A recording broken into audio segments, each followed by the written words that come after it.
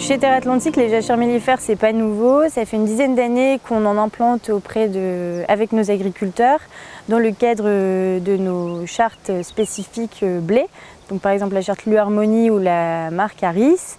Et dernièrement, on est monté en puissance sur ces jachères mellifères avec le partenariat de la maison Crété, donc une maison d'apiculteurs qui travaille avec plus de 60 apiculteurs locaux. Et le but, en fait, ça a été de créer des îlots mellifères pour pallier à la disette, donc la période entre la floraison des colzas et des tournesols où il manque de ressources pour les abeilles. Donc avec la Chambre d'agriculture, la maison Crété et mes collègues de l'agronomie, on s'est concertés au lancement du partenariat, d'abord pour choisir un mélange qui soit pertinent autant pour l'agriculteur que pour l'apiculteur. On en est arrivé à un consensus autour d'un mélange riche en sainfoin qui est très mellifère et qui permet de limiter l'ensalissement de la parcelle.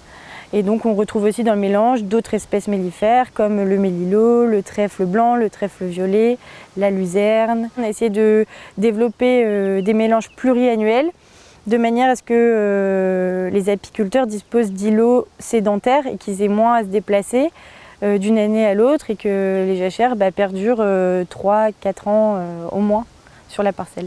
Donc l'année dernière, on a implanté 24 hectares de jachères mellifères auprès de 25 agriculteurs. Et cette année, l'idée, ce serait de doubler les surfaces pour atteindre 50 hectares de jachères mellifères. Alors en termes de suivi technique, on laisse surtout les agriculteurs expérimenter par eux-mêmes.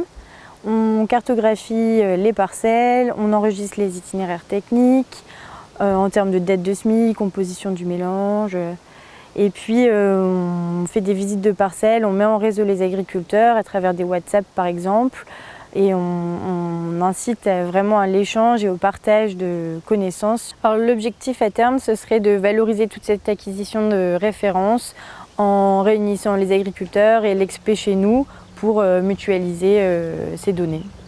Alors j'ai implanté une jachère fleurie ici sous notre pivot, puisqu'il fallait que je sème une jachère sous cette partie pour ne pas laisser nue cette partie où on ne cultiverait pas sous le pivot. Il fallait chercher des emplacements pour la jachère fleurie et ici c'était parfait. En plus ça permet quand le pivot démarre que la jachère soit un petit peu arrosée, donc c'est pas plus mal, ça permet de maintenir une belle jachère. On a implanté cette jachère en avril 2022 avec du sainfoin, du trèfle blanc, trèfle violet, sarrasin, minette. Et nous l'avons ensuite broyée au mois de février, fin février, début mars, parce qu'elle était très haute, sèche et puis un petit peu sale. Donc on a pris le risque de la broyer, même si dans les recommandations il fallait la garder sans la toucher. Et de ce fait, on a eu un printemps assez pluvieux, une chance, et elle est repartie très très vite et a refleuri aussitôt. Et bien plus jolie depuis. Normalement, il faut la garder 3 ans avant de la détruire, mais moi je pense qu'on va tous les ans la rebroyer à peu près à la même saison et voir tant qu'elle refleurit et qu'elle est jolie, il n'y a pas de raison de la garder, pourquoi pas 6-7 ans ou plus. Cette jachère nous a coûté 185 € de l'hectare, mais on a eu la chance cette année que ça soit financé entièrement par les apiculteurs. À partir du moment où on a une jachère quelque part, autant mettre une jachère mellifère. Surtout que finalement, en la broyant, ça lui permet de repousser, de refleurir, donc ça permet d'avoir des abeilles un petit peu partout. Et de plus, pour les contrats Harris, on est obligé d'avoir une certaine surface. Donc quand j'ai un carré à ressemer en jachère, je mets de la jachère mellifère. Si d'autres agriculteurs se posent la question pour les jachères mellifères, je dirais qu'il ne faut pas hésiter à en semer. Ça permet de collaborer avec les apiculteurs et on sait très bien qu'on a besoin des abeilles pour nos cultures. Donc allez-y, n'hésitez pas. Chaque année, je sème un intrant sur 2, une céréale, l'avoine, qui va servir de tuteur aux autres plantes et qui va apporter une biomasse importante à destruction, et 2 légumineuses, le trèfle d'Alexandrie et le trèfle incarnat, pour leur capacité à fixer l'azote atmosphérique grâce à leur symbiose avec des bactéries du genre Rhizobium. Le trèfle incarnat a une assez longue période de floraison comparée à celui d'Alexandrie qui a une période de floraison plus tardive.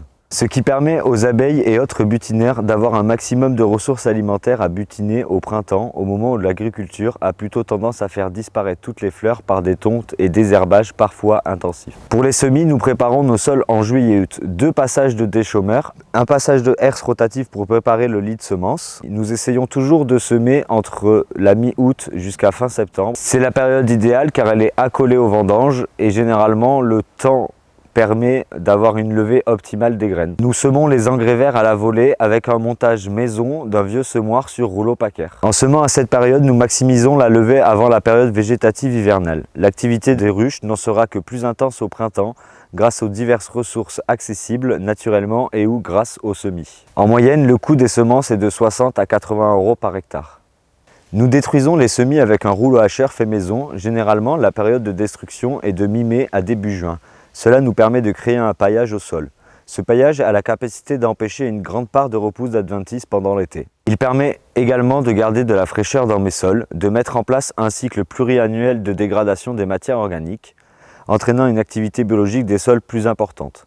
En roulant les semis, les trèfles ont aussi tendance à n'être pas totalement détruits. Ils se relèvent en partie, ainsi des fleurs sont toujours à disposition pour nos amis les butineurs. On ne tombe quasiment plus sur l'exploitation, nous préférons rouler les tournières et les rangs enherbés.